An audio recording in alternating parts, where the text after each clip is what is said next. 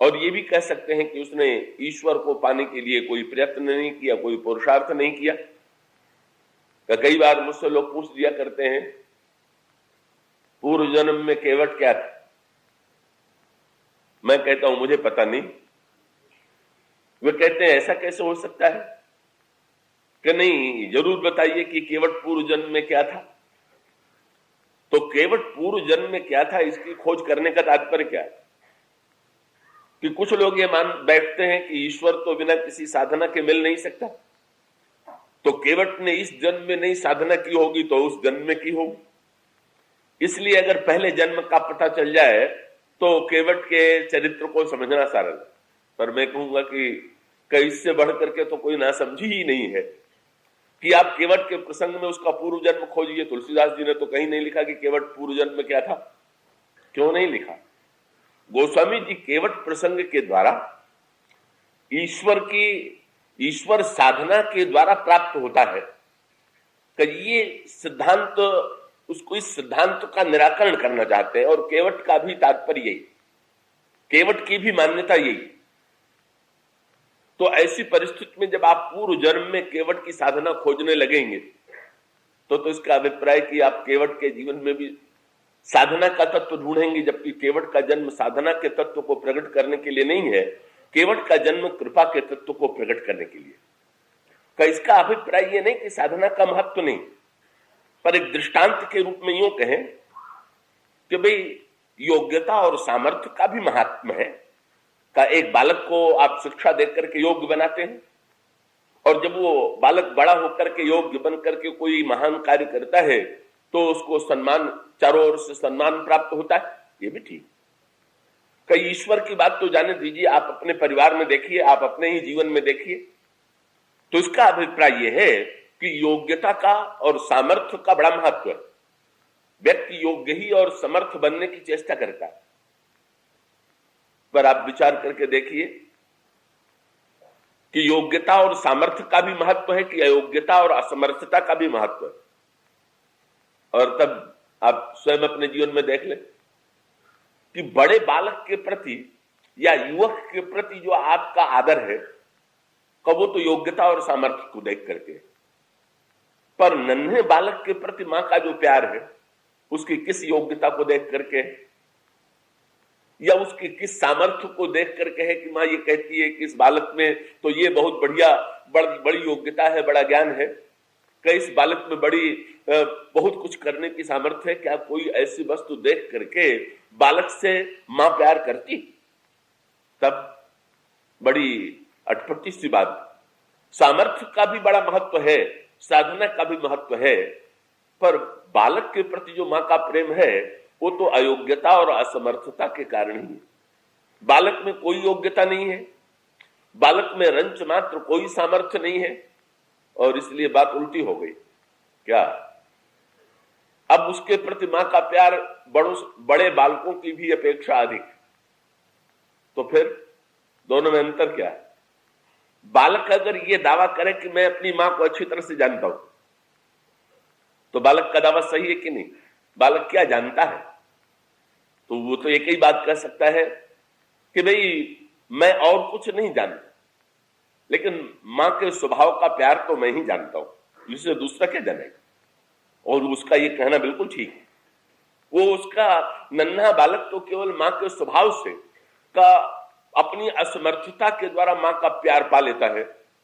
और संसार में अगर भौतिक जगत में मां में इतना वात्सल्य हो सकता है तो क्या ईश्वर में इतना वात्सल्य नहीं है कि वो बिना साधना के अपनी कृपा से रीझ न सके?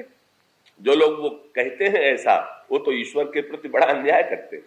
वो तो ईश्वर को उतना भी वात्सल्य में बताना नहीं चाहते जितना जगत में मां का वात्सल्य होता है। अगर मां के हृदय में इतना वात्सल्य है तो ईश्वर के अंतःकरण में अथाह वात्सल्य। तो यूं कह सकते हैं कि ज्ञानी ने पता लगाया कि भगवान का स्वरूप क्या है, और लगाता रहता है जीवन भर पता कि स्वरूप क्या है, स्वरूप क्या है, और पता लगाने के बाद कह देता है कि राम स्वरूप तुम्हार। वाल्मीकि जी ने यही कहा। भगवान राम ने पूछा आपने तो बड़ा पता लगाया है, आपका क्या निर्णय? वाल्मीकि जी ने कह दिया राम स्वरूप तुम्हार, वचन अगोचर बुद्धि पर, अविगत अकथ अपार नेति नेति नित निगम का। वेदों ने भी कह दिया कि आपका स्वरूप जो है अनिर्वचनीय है, वाणी का विषय नहीं है, इंद्री का विषय नहीं है, कोई व्यक्ति उसका वर्णन नहीं कर सकता। पर नन्हा बालक जो केवट है, जो असमर्थ है, जो दीन है, का उसने ये दावा किया कि मैं जानता हूं। तो जब केवट दावा करता है तो वो दावा उसका क्या है? देखिए आगे चल करके केवट ने बड़ी अनोखी बातें की। का बड़ा व्यक्ति जो है जितना अधिक त्यागी होगा उसका उतना सम्मान होगा। पर क्या छोटे बालक से आप त्यागी होने की आशा करते हैं? बालक भगवान से जो बातें करने लगा वो बड़ी विचित्र सी है। केवट कहने लगा महाराज कहीं आपको नाव पर बैठाने से मेरा परिवार भूखों न मर जाए। तो ऐसा लगता है कि ये तो रंच मात्र त्यागी नहीं है। तो जिन लोगों की मान्यता यह है कि ईश्वर केवल त्याग से प्राप्त होता है, परिवार छोड़ देने से प्राप्त होता है, वो भी एक मत है। का अनेकों महापुरुष परिवार का, संपत्ति का परित्याग करके ईश्वर को प्राप्त करने की चेष्टा करते हैं। सुख संपत्ति परिवार बढ़ाई, सब परिहर करियों से उकाई। सुग्रीव ने भी भगवान राम से यही प्रस्ताव किया। तो जब सुग्रीव ने प्रस्ताव किया तो भगवान को हंसी आ गई। भगवान श्री राघवेंद्र ने कहा कि भगवान श्री राघवेंद्र का यही संकेत आप देखेंगे। ये रामायण में कुछ पात्र ऐसे हैं कि जिनके चरित्र में ईश्वर के स्वभाव और महिमा और ईश्वर के प्रभाव का रहस्य प्रकट करने की चेष्टा की गई है। पर कुछ पात्र ऐसे हैं कि जिन्होंने ईश्वर के केवल स्वभाव को और उस स्वभाव को अपनी असमर्थता से जोड़ करके उन्होंने जाना। बालक मां के संबंध को जानता है, मां के प्यार को जानता है और इतना होने पर ही मां का सब कुछ पा लेता है। तो इसी प्रकार से ये जो भगवान के असमर्थ बालक हैं, का बल्कि गोस्वामी जी ने तो असमर्थता को ऐसा महत्व दे दिया कि गोस्वामी जी भी स्वयं इसी घाट के अनुयायी, ध्यान रखिए। कि इसीलिए का एक रामायण में संकेत आता है गोस्वामी जी किस घाट के हैं। तो अयोध्या कांड के अंत में गोस्वामी जी ने श्री भरत भरत के गुणों का वर्णन करते हुए कहा कि अगर भरत का जन्म न हुआ होता तो समाज की क्या हानि होती। तो उन्होंने गिनाना प्रारंभ किया। उन्होंने कहा श्री राम प्रेम पीयूष पूर्ण होत जन्मन भरत को। अगर भरत का जन्म न हुआ होता तो प्रेम की परिपूर्णता कैसे हमें दिखाई देती।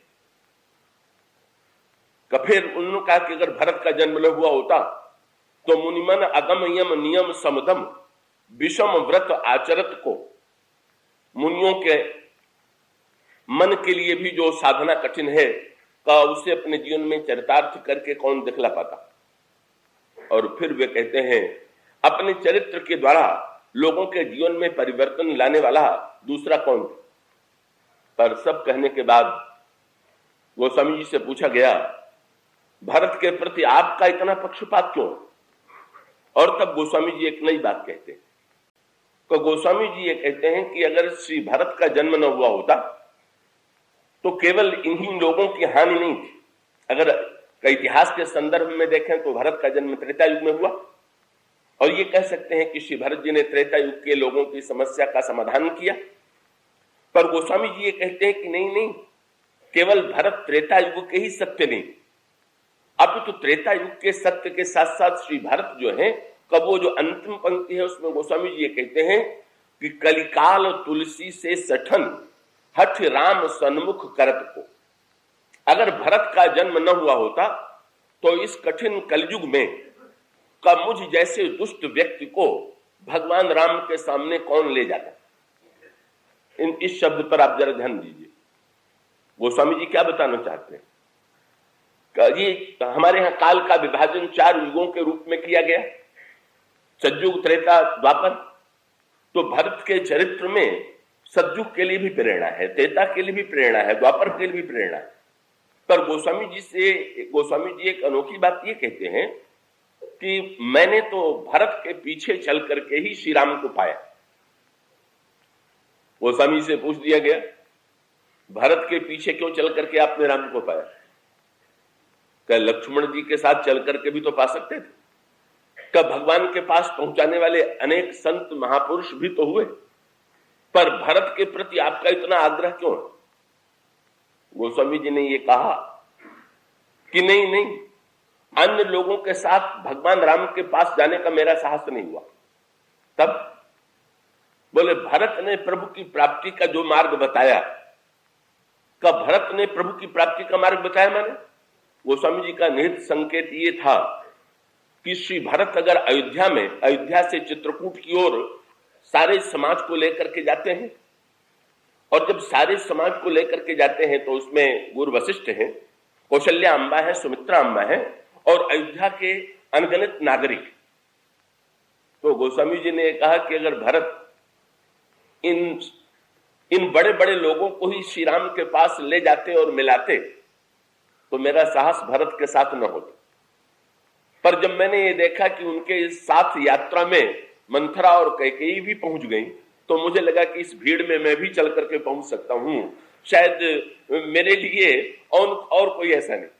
और उसका अभिप्राय क्या? ये एक उसको गोस्वामी जी ने और गंभीर रूप दिया है, और वो रूप ये है कि श्री भरत जब चित्रकूट की ओर जाने लगे तो उन्होंने जितने अयोध्या के नागरिक थे, कुछ लोगों को रथ पर बैठाया, कुछ को घोड़ों पर बैठाया, कुछ को पालकी पर बैठाया, और इस तरह से अलग अलग सवारियों पर बैठ करके अयोध्या के नागरिक चित्रकूट की यात्रा करते हैं। लेकिन श्री भरत क्या करते हैं? श्री भरत स्वयं किसी सवारी पर बैठ के नहीं चले, वहां सवारियां तो सब थी, और भरत तो चाहे जिस सवारी पर बैठ सकते थे, लेकिन श्री भरत सारे वाहनों का परित्याग करके पैदल चले। तो वाहन और पैदल का तात्पर्य क्या है भाई? सीधी सी बात यह है, जो समर्थ होता है वो सवारी पर चलता है, तो जिसके पास पैसा होगा वो सवारी पर बैठ करके चलेगा, पर जिसके पास पैसा नहीं है, तो गाड़ी खरीदने की सामर्थ्य नहीं है, रथ खरीदने की सामर्थ्य नहीं है, घोड़ा खरीदने की सामर्थ्य नहीं है, और वो चलेगा तो कैसे चलेगा? कानपुर में एक सज्जन आते हैं, एक दिन उनसे मैंने पूछ दिया आप कैसे आए? तो बोले मैं तो 2 नंबर के बस से आ रहा हूं। वो पैदल चल के आए थे। उन्होंने कहा बस मेरे पास तो इतनी ही सामर्थ्य है कि मैं पैरों से चल करके आऊं।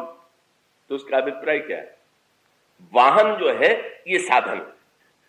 तो जो लोग साधना के द्वारा ईश्वर को प्राप्त करते हैं, मानो वो वाहन पर बैठ के जा रहे हैं। कुछ लोग घोड़े पर बैठ के जा रहे हैं, तो घोड़े पर बैठ के कौन जाएगा? जो लगाम कस के पकड़ सके, घोड़े को अपनी इच्छा के अनुकूल चला सके। तो ये जितने योग मार्ग के अनुयायी हैं, योगी लोग, ये सब घोड़सवार, कि ये अपने मन के जो घोड़े पर बैठे हुए हैं और मन की चंचलता पर नियंत्रण करके चित्रकूट की ओर प्रस्थान कर रहे हैं, कि ईश्वर को पाने के लिए चल रहे हैं। ये योग मार्ग पर चलने वाले घोड़े पर बैठे हुए। और ये जो रथ पर बैठ करके जा रहे हैं, ये कौन से लोग हैं?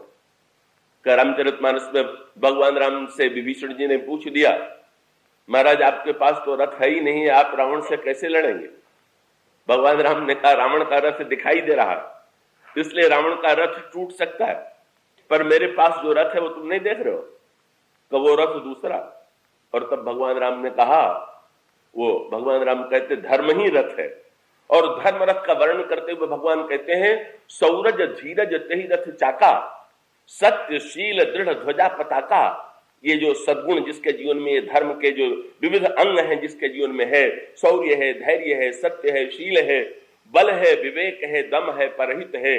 भगवान राम कहते हैं सौरज धीरज तेहि रथ चाका, सत्यशील दृढ़ ध्वजा पताका, बल विवेक दम परहित घोरे, क्षमा कृपा समता रज जोरे, ईश भजन सारथी सुजाना, विरत चर्म संतोष कृपाणा।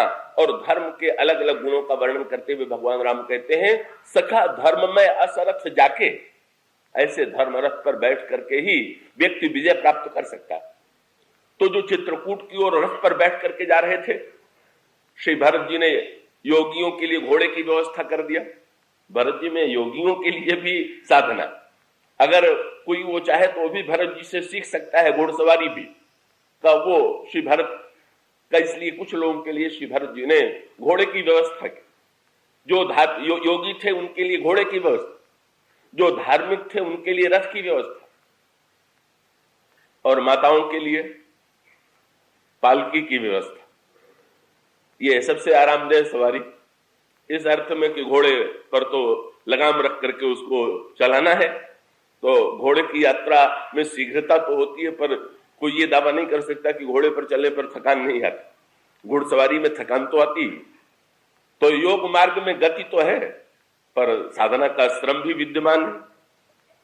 का रथ पर बैठ करके जो व्यक्ति चल रहा है, का उसको भी निरंतर सावधान रहना है कि रथ का कोई पहिया टूट न जाए, रथ की ध्वजा कोई गिर न जाए। इसलिए ये भी इसका अभिप्राय, जो धर्म के द्वारा ईश्वर को प्राप्त करना चाहता है उसको भी निरंतर सावधान रहना है, और वो सावधान रह करके ईश्वर को प्राप्त करने की चेष्टा करता है कि हमारे जीवन का कोई सद्गुण जो है वो समाप्त न होने पावे। योगी का ध्यान ये है कि हमारा मन बस में रहे, निरंतर एकाग्र रहे। धार्मिक व्यक्ति का की धारणा यह है कि हमारे जीवन में का धर्म निरंतर बना रहे। और माताओं के लिए पालकी माने, ये भक्ति मार्ग जो है, ये कहा जाता है भक्ति देवी नारी है ना, स्त्री। तो इसमें स्त्री पुरुष शरीर की दृष्टि से ही केवल विचार करके न देखिएगा। कब माताओं के लिए घोड़े की व्यवस्था का कोई प्रश्न नहीं, रथ की व्यवस्था का प्रश्न नहीं, तो ये तीसरा भक्ति मार्ग है। ये कौन से? ये माताओं के लिए श्री भरत जी ने पालकी की व्यवस्था किया। तो पालकी पुराने समय में ये सवारी ऐसी थी कि जिसको दूसरे ढोते थे, दूसरे चलते थे। पालकी की सवारी में का सारा आनंद इस बात की है कि उसको ढोने वाला अपने कंधे पर 4 कहारों के द्वारा का पालकी को कंधे पर रख लिया गया, और उसमें बैठा हुआ व्यक्ति आनंद से अगर श्रम की अनुभूति हो रही है तो ढोने वाले को हो रही, तो श्रम की अनुभूति चलने जो पहुंचने वाला है उसको नहीं हो रही। बड़ी विचित्र यात्रा बोले थकान किसी को आवे और पहुंचे कोई। ये अनोखा मार्ग जो है पालकी वाला मार्ग है। जो ढो रहा है वो थक रहा है, और जो बैठा हुआ है वो पहुंच रहा है। तो इस दृष्टि से यदि देखा जाए तो ये भक्त का मार्ग जो है पालकी का मार्ग है। और इसमें 4 ढोलने वाले कौन से? कि ये 4 ढोलने वाले जो हैं कि ये भगवान के सगुण साकार भक्ति में 4 का सहारा लेकर के भक्त आगे की ओर चलता है। और ये 4 हैं नाम, रूप, लीला और धाम। बस नाम और रूप, लीला, धाम के सहारे भक्त का भक्ति के रूप में ये यात्रा चल रही है, और इसके माध्यम से जो लोग चल रहे हैं वे बिना श्रम के ही भगवान तक पहुंचने की चेष्टा करते हैं, भगवान को पा लेते हैं। तो इस तरह से भक्ति मार्ग के द्वारा, योग मार्ग के द्वारा, धर्म मार्ग के द्वारा ईश्वर को पाया जा सकता है, इसमें कोई संदेह नहीं। पर श्री भरत जी ने अपने लिए, श्री भरत जी ने तो अनोखी बात की। क्या? तो ऐसे मां के कहने से कुछ क्षण के लिए रथ पर बैठ गए, पर बड़ा अनोखा वहां संकेत आता है, और वो केवट प्रसंग से उसका बड़ा संबंध है। क्या? कि जिस समय श्री भरत ने सबके लिए वाहन की व्यवस्था की और स्वयं पैदल चले, तो श्री भरत जी के देखा देखी सब लोग सवारी से उतर गए। ये बड़ी खतरनाक परंपरा है। दूसरे की देखा देखी करना जो है, पर ये व्यक्ति का स्वभाव है। दूसरे को जो करते देखें, बड़े को जो करते देखें, हमारा भी वही करने का मन होता है। तो श्री भरत जी को देखा कि ये तो किसी सवारी पर नहीं बैठे, तो अब कुछ लोग संकोच के मारे, कुछ लोग भरत के मन के प्रति आदर के कारण अपनी अपनी सवारियों से उतर करके स्वयं पैदल चलने लगे। और कौशल्या अम्मा ने जब देखा कि ये तो सब नकल कर रहे हैं श्री भरत की, और जो श्री भरत के लिए ठीक है वो सबके लिए ठीक थोड़ी है। किसी महापुरुष की कभी सीधे नकल नहीं करनी चाहिए, क्योंकि उसका तात्पर्य है कि ये आवश्यक नहीं है कि वो जिस स्थिति का हो इस स्थिति में हम और आप भी हो, और उसके लिए जो दूसरी पद्धति हो सकती है आपके लिए, तो महापुरुष जैसा बतावें, जिस सवारी पर बैठने के लिए कहें उस सवारी पर बैठ के चलिए। अपने मन से केवल महापुरुषों का बाहरी नकल करने का प्रयास न कीजिए। श्री भरत जी के पास कौशल्या अम्बा जी अपनी पालकी पर बैठी हुई चली गई, और उन्होंने भरत को रोका और भरत से कहा कि मां तो भरत समीप राख निज डोली, राम मात मृदु बानी बोली, क्या बोले, तात चढ़ऊ रथ बलि महतारी, होई ही प्रिय परिवार दुखारी। ये जितने अयोध्यावासी हैं तो पैदल चल करके बड़े कष्ट का अनुभव करेंगे। और उसका अभिप्राय है कि तुम्हें भले ही पैदल चल के कष्ट का अनुभव न हो, कैसे भी कोई यात्रा हो सकती है, लेकिन ये पैदल चलेंगे तो इन्हें तो बड़े कष्ट की अनुभूति होगी, कि इसलिए तुम तो रथ पर बैठ जाओ। तो माँ ने रथ का चुनाव इसलिए किया कि माँ का तात्पर्य यह था कि भगवान राम ये कह चुके हैं कि भरत से बढ़ करके धर्म का रहस्य जानने वाला कोई नहीं। तो माँ ने ये कहा कि मैं तो ये समझती हूं कि धर्म के जितने सद्गुण हैं सब तुम्हारे चरित्र में विद्यमान हैं, इसलिए तुम्हें धर्म के रथ पर बैठ करके चलना चाहिए, तुम उसके योग्य हो और तुम बैठ जाओ। पर श्री भरत जी ने माँ का आदेश मान लिया, तुरंत रथ पर बैठ गए। और जब श्री भरत रथ पर बैठ गए तो लोगों ने चैन की सांस ली कि चलो भाई हम भी अब आराम से जैसे जैसे चलना हो चल सकते हैं। अब भरत बैठ गए तो हमें बैठने में कोई आपत्ति नहीं, सब चल पड़े। लेकिन बाद में श्री भरत जी ने क्या किया, भरत जी ये बताना चाहते थे, मैं ये इसीलिए गोस्वामी जी को भरत इतने प्रिय हैं, और यहां भरत जी का चरित्र केवट के चरित्र से जुड़ जाता। क्या तो श्री भरत जो हैं सवारी पर बैठ करके चले तो, लेकिन बाद में उन्होंने रथ का परित्याग किया और चित्रकूट तक वे रथ पर बैठ करके नहीं गए, पैदल गए। और पैदल भी गए तो केवट का हाथ पकड़ करके साथ लेकर के गए। केवट और भरत, केवट का हाथ पकड़ करके ये श्री भरत की यात्रा के रहस्य पर विचार कीजिए, और आप देखेंगे कि रथ का परित्याग का श्री भरत ने किया कब। गोस्वामी जी संकेत ये करते हैं, श्री भरत रथ पर बैठ करके आए और जिस समय श्रृंगबेरपुर में पहुंचे, केवट ने श्री भरत का स्वागत किया। का उस समय गुरु वशिष्ठ ने केवट को, पहले गुरु वशिष्ठ को केवट ने प्रणाम किया, निषाद में प्रणाम किया, और गुरु वशिष्ठ ने निषाद को आशीर्वाद दिया। का उसके पश्चात श्री भरत ने गुरु वशिष्ठ से पूछा कि महाराज ये कौन।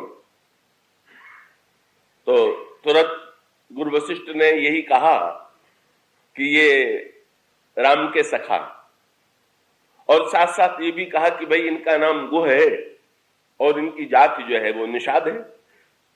श्री भरत ने सुना और सुनते ही पहला काम क्या किया, राम सखा सुनी स्यंदन त्यागा। भरत जी ने तुरंत सवारी छोड़ दिया, और सवारी छोड़ देने के लिए ये चुनाव तो बड़ा विचित्र सा था। कब बड़े को देख करके छोटा सवारी छोड़ दे, कहिए तो ठीक है, पर केवट को देख करके श्री भरत ने सवारी छोड़ दिया, इसका अभिप्राय क्या। श्री भरत का तात्पर्य यह था कि महाराज आपने बहुत अच्छा बताया, अभी तक लोग ये समझते थे कि साधना और पुरुषार्थ से ही ईश्वर से संबंध जुड़ता, पर जब आप ये कह रहे हैं कि केवट राम के सखा हैं, तो पता चल गया कि ईश्वर से नाता जोड़ने के लिए जाति पाति कुल धर्म और साधना की कोई आवश्यकता नहीं। इसलिए मैं भी रथ का परित्याग का अभिप्राय यह है, साधना के मार्ग का परित्याग, निस्साधनता। श्री भरत ने स्वीकार किया कि केवट का जो मार्ग है वो दीनता का, इसका अभिप्राय है कि जो निस्साधन है, जिसके पास कोई साधना का कोई वाहन विद्यमान नहीं, और श्री भरत स्वयं उसके लिए रथ का परित्याग कर देते हैं। और रथ का परित्याग कर देने के पश्चात फिर वर्णन आता है कि ये जो निषाद और केवट के संदर्भ में भगवान राम के जिस स्वरूप की स्वभाव की व्याख्या की गई है, वो स्वभाव ही श्री भरत को सबसे प्रिय लगता है। और वो स्वभाव की इस दृष्टि से का पहली बात यह है कि श्री भरत ने दौड़ करके जब निषाद को हृदय से लगाया तो लोग चौंक पड़े कि भरत तो बड़े धर्म और मर्यादा के पालक हैं।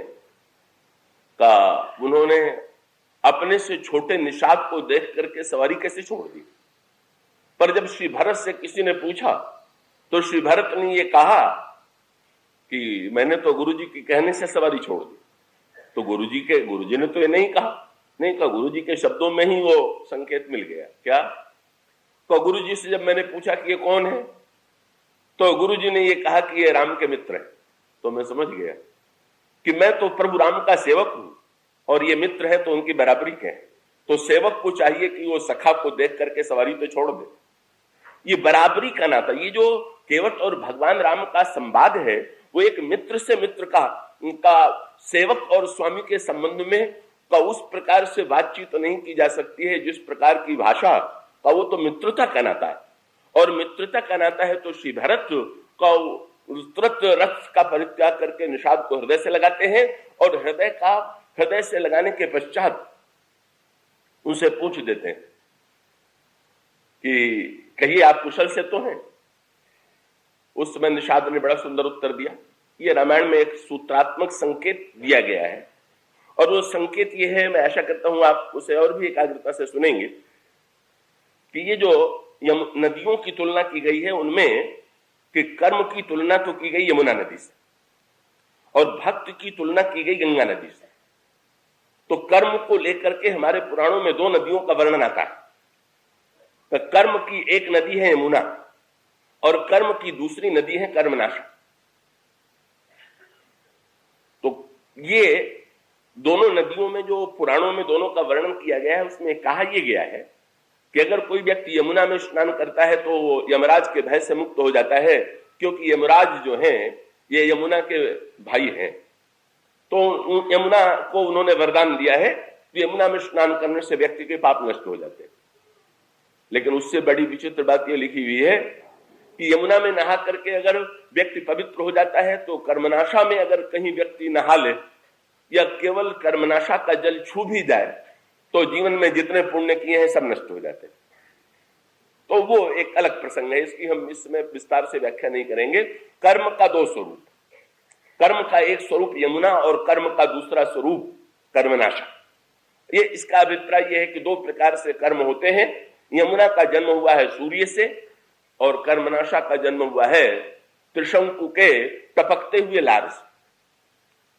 तो इसका अभिप्राय सीधा सा यह है कि जब हमारे जीवन के मूल में जो कर्म है, कर्म के मूल में विचार और ज्ञान होगा, तो कर्म के मूल में जब विचार और ज्ञान होगा तो व्यक्ति पाप से मुक्त हो जाएगा। उसको पाप से डरने की आवश्यकता नहीं।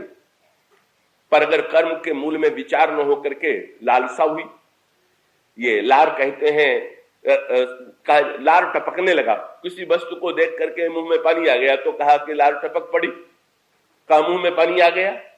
तो ये त्रिशंकु के लार से, तो उसका अभिप्राय है कि केवल लोभ से और लालसा से प्रेरित होकर के कर्म करे तो व्यक्ति कितना भी अच्छा कर्म क्यों न करे, अंत में सारे अच्छे कर्म समाप्त हो जाएंगे। ये तो ठीक है, लेकिन एक बड़ी विचित्रता, क्या वो विचित्रता जो है वही भक्ति के महत्व को प्रकट करने के लिए। क्या यमुना तो है कर्म, और ये कहां जाकर के मिलती हैं? का प्रयागराज में आपने देखा होगा यमुना गंगा जी में मिल जाती है। तो ये गंगा जो है वो भगवान की भक्ति है और इसका अभिप्राय है कि विचार पूर्वक कर्म कीजिए और अंत में कर्म को भगवान में अर्पित कर दीजिए। कर्म को भगवान में अर्पित कर देना ये बड़ी बुद्धिमानी, नहीं तो कर्म को अर्पित न करने में क्या कठिनाई है भाई। सृष्टि तो कर्म के आधार पर चल रही है। कर्म प्रधान विश्व कर राखा, जो जस करे सो तस फल चाखा। तो जो जैसा करेगा वैसा कर्म का फल उसको मिलेगा। लेकिन भक्तों ने एक बहुत बढ़िया मार्ग निकाल लिया। तो भाई किसी भक्त से भगवान ने ये कहा कि भाई मेरा तो सृष्टि का सिद्धांत ये है कि जो जस करे सो तस फल चाखा, तो तुमने जैसा किया होगा वैसे ही फल तुम्हें चखने को मिलेगा। तो भक्त ने भगवान से कहा महाराज मुझे चखने में तो कोई आपत्ति नहीं, पर मेरा नियम है कि पहले भोग लगा करके आपको तब मैं प्रसाद लेता हूं। तो पहले आपको हम अर्पण करके भोग लगा देंगे तब ना हम प्रसाद ग्रहण करेंगे। और बड़े पते की बात, कर्म स्वयं भोगा जाए तो बड़ा दुखदायी, पर इसे अर्पण करके भगवान को भोग लगा दिया जाए तो दो बातें हो गई। भगवान ने भोग लगा दिया तो या तो उसमें मिठास आ जाएगी, और मिठास नहीं भी आई तो कम से कम ये तो बोध बना रहेगा कि ये भगवान का प्रसाद है। उसका अभिप्राय है कि या तो भगवान की कृपा से व्यक्ति कर्म के दुष्कर्म के परिणामों से बच जाए, और या ये बोध होता रहे कि भाई ये वस्तुतः जो हम फल भोग रहे हैं ये भी भगवान की प्रेरणा से ही है, भगवान का प्रसाद ही है। और जब हम भगवान का प्रसाद समझ करके कर्म के परिणाम को भोगते हैं तो हमारे जीवन में स्थिति ही बदल जाती। तो इसलिए कर्म की यमुना को भी अंत में भक्ति की गंगा में तो जरूर मिलाना चाहिए। इसलिए गीता में भगवान कहते हैं यद करोस यदश्नासी यद जुहो सददास यद तपस्वी कौन्तेय तत्कुरुस्व मदर्पणम।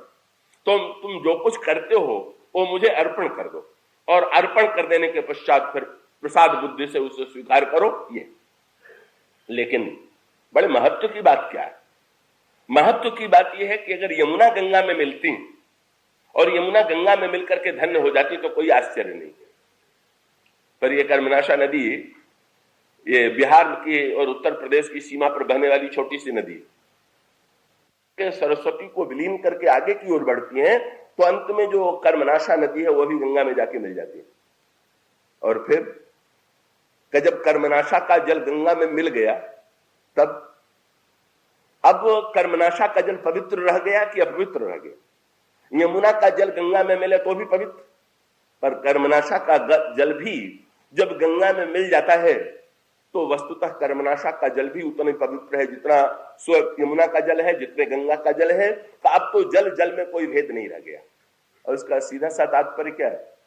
तो भाई एक और सत्कर्म की यमुना और दूसरी ओर लालसा और वासना की कर्म नदी कर्मनाशा, पर अंत तो गत्वा दोनों भगवान में ही विलीन कर देना चाहिए, भगवान में ही मिला देना चाहिए। श्री भरत जी ने पूछ दिया आप कौन? बोले निषाद। केवट ने बहुत बढ़िया उत्तर दिया। बोले महाराज पहले तो मैं कर्मनाशा था। क्यों? बोले कर्मनाशा को भी नहीं कोई छूता और मुझे भी कोई नहीं छूता था। लेकिन निषाद ने बहुत बढ़िया बात कही। बोले महाराज अब आप जैसे संत ने जब रथ छोड़ करके मुझे हृदय से लगा लिया तो स्पष्ट ही सिद्ध हो गया कि अब ये जल कर्मनाशा का रहा भी होगा तो गंगा में मिल गया, अब कर्मनाशा का जल नहीं रह गया। तो इसलिए वहां पर पंक्ति जो है वो केवट के प्रसंग में यही है कि भाई कर्मनाश जल सुरसरी परई, कर्मनाशा का जल गंगा में मिल गया तो क्या आप गंगा जी में अलग करेंगे कि भाई जितना कर्मनाशा का जल हो उसको उलीच दें और जितना गंगा का जल हो उसे सिर पर धारण करें? कि नहीं नहीं, अब कर्मनाशा को भी सिर पर ही धारण करना होगा। केवट ने यही कहा कर्मनाश जल सुरसरी परई तेही को कहु शीस नहीं धरई। अब उसको प्रत्येक व्यक्ति सिर पर धारण कर रहा है।